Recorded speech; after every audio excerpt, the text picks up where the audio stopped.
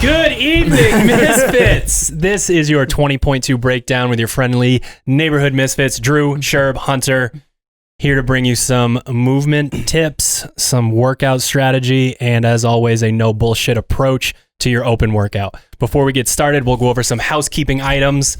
This episode of the podcast is brought to you by Pure Spectrum. Head to purespectrumcbd.com. Use the code word Misfit to save you some dough. They're really excited about their new launch, new logo, new products.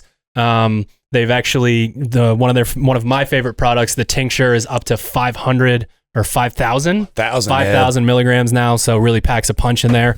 And if you spend, I think I'm going to get this right, $197, you get $75 taken off. So that first number was high, but the second number was also high.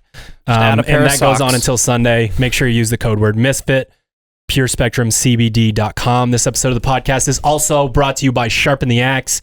This coming Wednesday, the Misfit Athletics warm-up collection. If you're watching live right now, this t-shirt, the one that he's wearing over there, and probably the cushiest short sleeve hoodie you've ever seen. Similar logo. I love it. One of my favorite products that we've come out with recently. And your favorite joggers are now shorts. The Elements joggers are here, but they've been lopped off and they're actually shorts. We didn't just like cut them with a pair of scissors. I would have tried it, but they wouldn't let me. We got some new Misfit socks. We got a new Misfit hat, all kinds of good stuff. Coming up on the 23rd, use the code word 20.2, all spelled out, and save yourself a little bit of dough. All right. So we still have housekeeping, but this stuff's a little bit more fun. We have the top 20 Misfit men, the top 20 Misfit women, and we will pick out some random winners from that. If you don't know what the heck we're talking about, head to games.crossfit.com, go to your dashboard, and add the hashtag Misfit Takeover to be added to this list. So I'm going to start with the gentlemen. Top 20. Chandler Smith, Brandon Luckett, Travis Williams, Jordan Cook, Nate Long, Austin Spencer, Holly Holgerson, Cody Mooney, Kenneth Hart, Gio Contreras, Brody Scott, Marshall Creed, Nick Matthew, Zachary Greer, Corby Foxall, Paolo Rosiel, Danny Smith, Nick Agostolini, Brian Harris, Joe Delavella, and we cannot leave out the 21st Misfit, Mr. Hunter Wood. We had to check. There's two Hunter Woods, and the smaller Hunter Wood prevailed in the burpee workout. Yes. We'll see how that goes. So many remote coaching athletes on that list. All right. No Who's shit, picking? huh? I'll grab one. Don't fuck it up, bud. Oh, I'm gonna. Oh, yeah, it's fucked. How do you say this name? Matt Sherburn. Oh, nice easy one. Nick Matthew. Nick Congratulations. Matthew, you are the winner. Email Jen with 2 N's at misfitathletics.com. Please give her your clothing sizes and your shipping address, and you will get some free Misfit gear, maybe some of the new rest day collection. Swag. Warm-up collection. See if I get it right next time. All right. Top 20 Misfit women. Bianca Savarese, Alexis Johnson, Hannah Hardy, Caroline Connors, Jessica Griffith, Paige Semenza, Elena Savage, Lexi Cola Bianchi, Perfect. Gigi Sabatini, Jennifer McVeigh, Lauren Suver, Miki Nuccio, Christy Rizzo, Aubrey Greco, Adrienne Villanueva, Hannah Oberman, Lizzie Bell Bruno, Molly Mullane, Shauna Norton, and Emma Weddington. Those are your top 20 from week 1. Shake them up. Pick them. Oh, look. Oh, you picked like 7. Pick 7. Shauna Norton. Shauna Norton, come on down. Jen with 2 N's at misfitathletics.com. Your size, your shipping address for some free stuff. Again, if you want to be added to this, head to games.crossfit.com, add Misfit Takeover to your dashboard, and you will be put onto our leaderboard. Cheer. Holy All right, we're going to give you first dibs. One of you guys just did the workout. One of you did some of the workout. Is this exactly what I think it is? Yeah, it's the world's like kind of most straightforward merry-go-round. If you're super fit, put your equipment as close together as you can and just go as fast as the movements allow you to and no faster, and you'll do really well.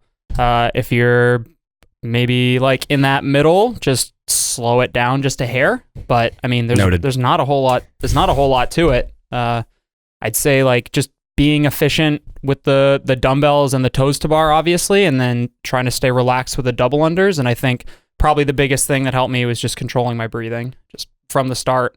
Never let it get out of control. If it starts to even a little bit, you can back off ever so slightly and you'll be fine. What program did you boot yourself up with to be able to go at that pace the whole time without stopping more than 7 seconds for the entire 20 minutes? I just didn't Your look at the facial clock. expressions didn't seem to, we just did the unprepared episode about mental toughness, and they seem to be different things going And on I in had your the tough brains. one, right? That's what you were saying? That's Nah. Yeah. Nah. I mean, it's tough to sit down on the floor during a live announcement, right? Yeah. I didn't sit. I was hunched. You were It was hunched. close. Okay, so I've been asking for a workout like this for a long time. We've joked in past years. I'm like, I just want to see what would happen if they throw something out there, 20-minute AMRAP with, 30 to 45 second rounds.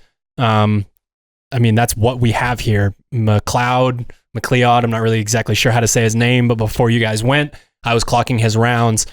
He did almost 13 minutes of about 40-second rounds. So That's we crazy. know you do a little bit Which of is the math. Someone's 30-round pace. putting up a 30-round Yeah. plus score. Yeah. I was really excited that Carol Ann and is it Caroline Yes. did the announcement, because you're looking at two of the best open workout people in the world. So we got to see that kind of head to head there. I think they made them set it up for it to be a little bit more visually pleasing. That was the one gripe that I had with the Aussie one. Yeah, I think his rounds, especially at the beginning, would have been faster. But I mean, we got to see what it looks like. I got to see the very beginning and the very end of the girls go, and it looked exactly the same. Yeah, I mean, having only watched a brief amount of the guys from Australia go, their demeanor didn't change, their tempo didn't change. They essentially said very calm and relaxed, and it moved at a very strategic pace. There was no point where they looked frantic and rushed. It just moved from station to station the entire time. And what's really cool about a workout like this is that it gets a chance to separate yourself against everybody else. It's a toughness. I mean, it's obviously a fitness test, but it's a toughness test too.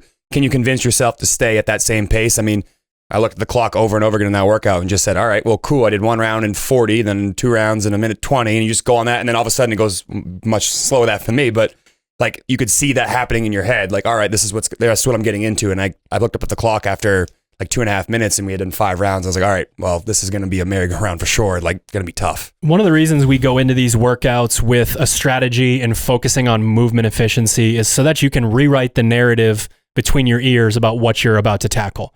Hunter is a very good athlete. He was 21st on this. He is by no means trying to make it to the CrossFit Games. And when he got done, he said exactly to me what I thought he was going to. He said it wasn't that bad.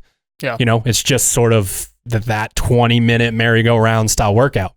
So I'm sort of, letting a lot of people that are fitter than you off the hook. Get that narrative out of your head. Yeah. This is going to be impossible to move for 20 minutes. Like, get that out of your head, and then, on the other end of the spectrum, get the spastic movement, sprint around. That sort of frantic behavior, especially in the first 10 minutes, I think would be a huge issue. Yeah, and anybody who's trying to be anywhere near the top of the leaderboard, you have zero excuse to not just stay tough and keep moving the whole workout. I feel like it's there's just nothing to slow you down. It's very meditative with the fact that you're going around and around and around, and you can just tell yourself, all right, just got to move on. I'm not doing a big set of anything. Nothing should really overly gas me. I have to tell myself it's only 4, it's only 6, and then it's only 15 seconds of double unders. You add that all together, you're right where, like we said with McLeod, you're in that 40-second range. Tell yourself it's just another 8 to 10 second, 15 second movement, 8 to 10, 15 seconds. You get a couple seconds of transition. If you can stay yourself in that meditative state, I think you're going to allow yourself to go at a very consistent pace for a very long time, versus what I did, which was go a little frantic out the gate and go, oh shit, I've overexceeded my capacity and I have to pump the brakes, at which point the workout changed for me, which was right around that 6-minute mark, like you said. Right. I think it was helpful for me. I looked at the clock maybe twice. And that I probably could have. This isn't in the zone. You want to be in the zone for a workout exactly. like It's this. just like you finish one movement, put your head down, look at your rope, do your double unders, put your head down, look at the dumbbells, and just keep going like that. And I think if you have, obviously, if you're more serious about it, having a judge maybe with kind of those split times or something like that, because this, I know we always say, don't turn it into an EMOM, don't turn it into this kind of thing, but this might be the workout where you definitely can. You have to know what you can sustain, but recognize that you can sustain it for a long period. One of the conversations I had with, one of my athletes that's trying to go to the games this year through the Open was, hey, do you have a judge that can count your reps? And then do you have someone who can keep you on pace? Yeah, you need a judge and a coach. Exactly. I like that. I like the concept of, hey, that one was about, 55 seconds. Let's dial this back again a little bit, something along those lines. I think that sort of thing because like if anyone watched the video Ted put out last week, when I wanted to say something to Carol, I had to call Jen over, tell her what rep she was on, talk to her for a few seconds, get it done before her next transition and go. Yeah. So like that is not, especially in counting a merry-go-round of double unders where you could literally just screw up and not check off one of the boxes. Like, yeah, you need to be counting only. For sure. You need to be like, I'm going to take like 74 Alpha Brain and just take 23, cruising through. So again, this workout, like Alexis likes to make fun of us. Just like we sit here and we say, be tough. Think about exactly. Like we put this idea out, but we don't want to try to go into like all of these crazy areas, the nitty gritty of this and that, because it is simple. Yeah. But I like the idea of thinking about the way that you move when you have nothing else to do. Like I love to think about my rowing technique while I'm, doing fasted cardio, because otherwise who knows what I'm going to be thinking about and who knows what's going to happen to my pacing, right? So when we're talking about dumbbell thrusters here, you saw a good example and a bad example in the video that we just posted. Unbelievable. Why did you did great, Sherb. For anyone that's listening to this, I'll try not to just, mime it for the YouTube people, or his hands are so outside of his shoulders. Who are you talking about? Sure. Okay. His hands are so outside of his shoulders that support system that we get from the hip extension, the core to extremity, is an issue. Definitely. You set the dumbbell head on your shoulder. Correct. You make contact so that there is a transfer of power, because technically, if that dumbbell's not sitting on you, part of your hip extension will actually find the end range of your arm and the dumbbell will go down. Yeah. Yep. And then it will go up. So we really have to fight to have that. And if you're the type of athlete that has that hypermobile shoulder like Sherb, it could be elbows out. It could be one of those, kind of weird positions, but we really want to try to get those dumbbells, on top of your shoulders. You want to try to create Sit them on your trunk. Some form of a rack position. I like a little bit of a wider stance when it comes to this. It's highly repeatable. There's not really any kind of bouncing around, not much foot movement, which is obviously what we're looking for. It shortens your range of motion a little bit, helps with being tight with that bounce. So a little bit of a wider stance, just obviously don't go so wide that you can't get to me parallel. It's very similar to the power snatch from last week. You're not going to fail a dumbbell thruster. It's telling yourself to do it and to do it well, so you stay calm enough to stay moving. Exactly. Yeah. You're not going to fail one of those. I didn't feel my legs burn at all during any of those dumbbell thrusters. Shoulders, not really. It was just my wind. Yeah. I was breathing I asked for me. you if your grip burned out at all. There was like very, very mild like grip tension, but I was wondering if having the dumbbells hang off your shoulders was a little bit more stress.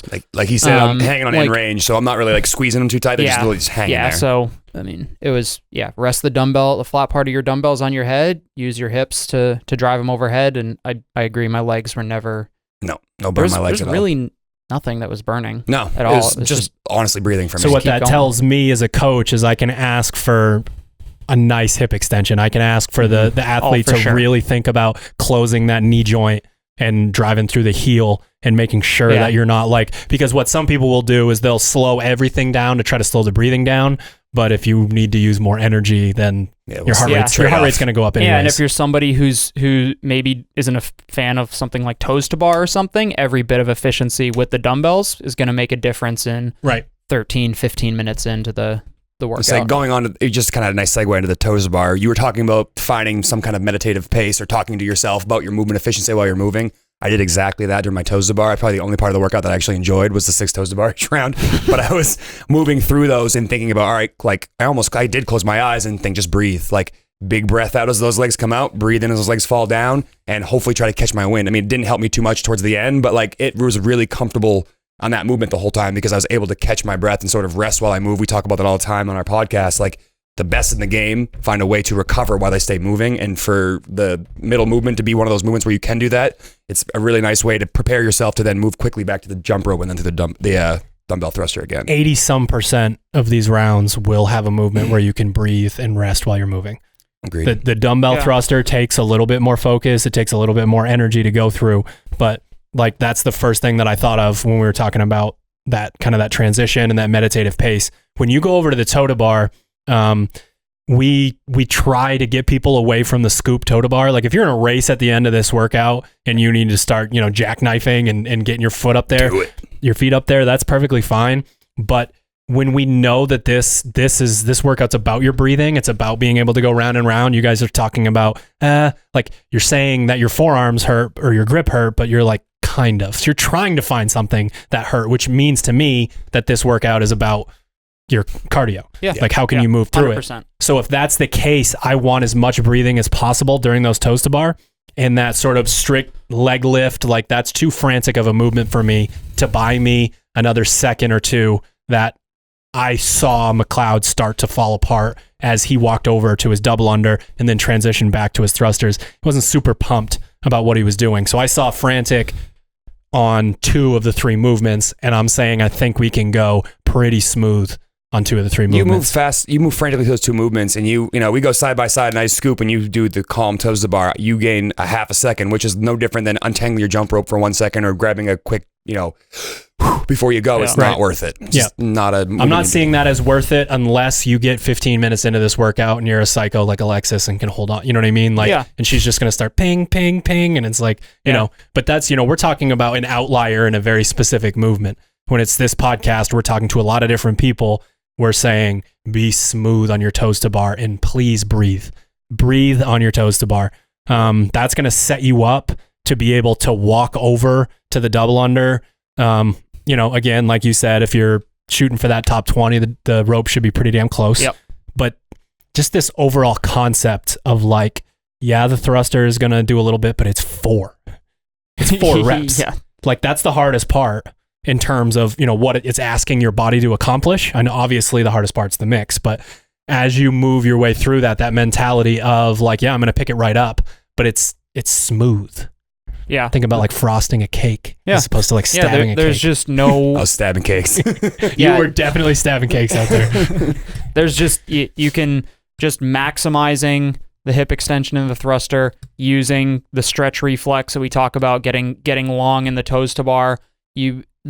Just kind of using that potential energy is like, will do more than half the work for you. Right. It's not even, it's part of the double under too. We watched the best on earth double under and you see a wide array of abilities. The people that look calm and smooth are using that stretch reflex up their ankles and their knee to be able to bounce through that movement without being active the entire time, versus people who like myself who are less dynamic and have to really like actually think about jumping over and over again. You're if we're doing a race, 50 or 100 double unders for time, you're going to beat me. You beat me pretty much every time. My individual reps are a little bit slower over the course of the workout, but you breathe more and you use your wrists a little bit better. That's the kind of thing that's going to matter in this workout. Yeah, exactly. And just staying calm, finding those places to breathe. Like we said, the 2 thrusters and toes to bar have the like kind of the obvious places where you can breathe. Breathe as you're locking the rep out in the thruster.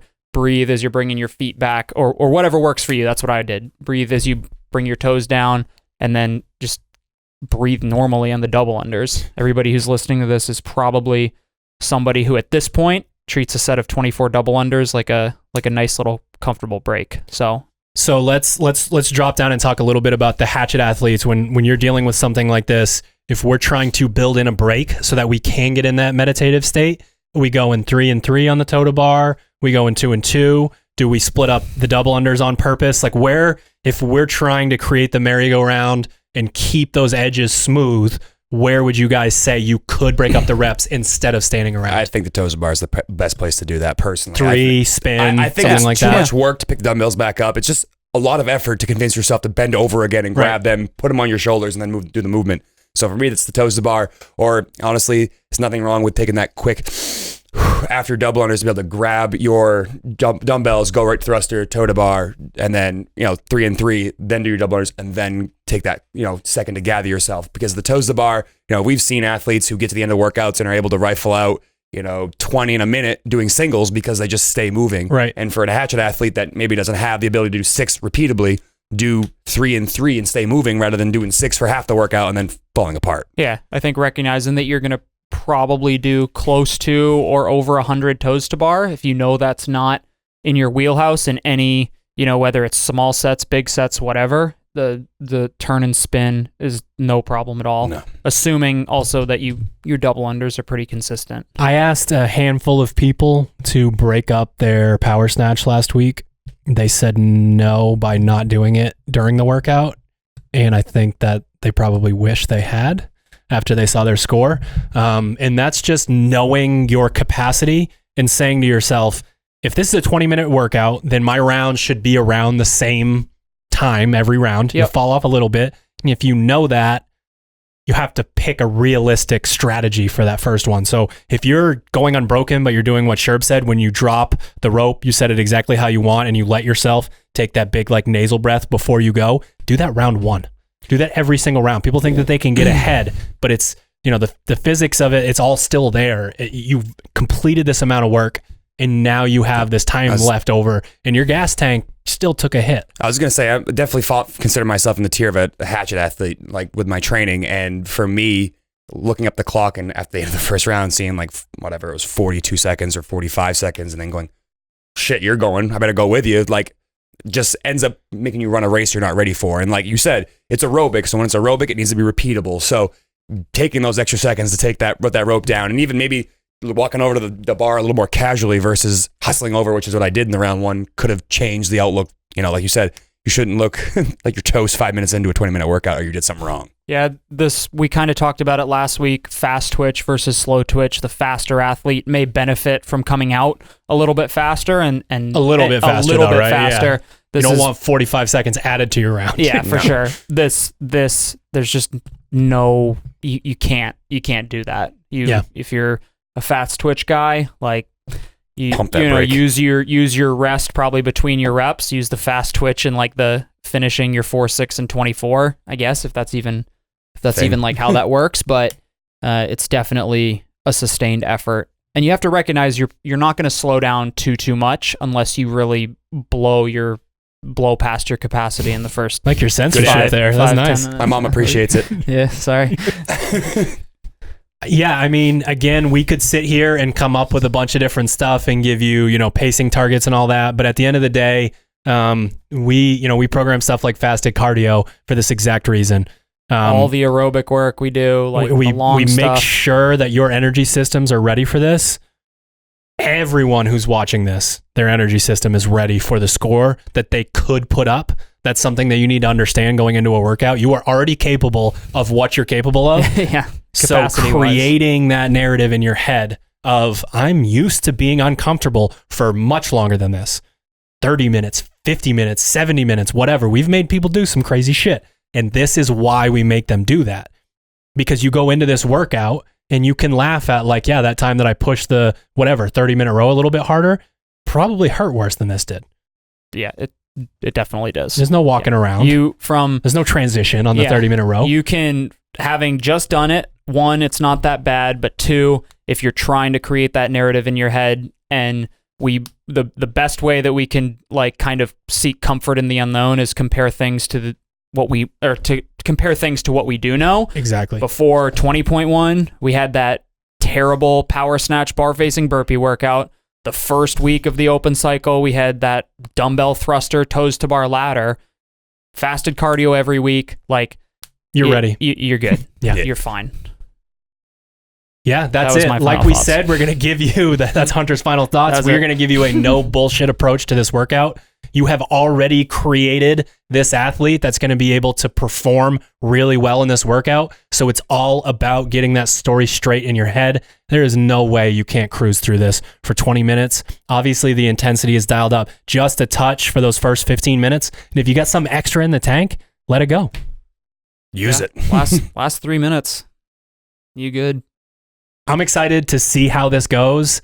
I'm calling. I don't think someone's going to get 31 rounds, but I think someone will get into the 31st round. That's my guess. Yeah, I feel like physics is the little people physics is going to come into play. Yeah. So definitely over 30. Yeah, I don't hear that. I say someone will get over 31. Yeah. I think someone will get over 31. Over 31? Or 32, yeah. And I think girls are going to do better in this workout because they are much tougher than guys. It's Same hilarious. breaks. When you coach an even mix, you find out who's tougher, and so far, so far it's like 10-0. All right, ladies and gentlemen, that was your 20.2 breakdown from your friendly neighborhood Misfits. Thank you once again to our podcast sponsors, Pure Spectrum. Head to purespectrumcbd.com. Check out their new website and logos and products. Use the code word Misfit to save a little dough. Use the code word 20.2 at sharpentheaxeco.com. Save you some money. Release 1023 for the warm-up collection. I got it right that time. All right, ladies and gents, we'll see you next week. See ya.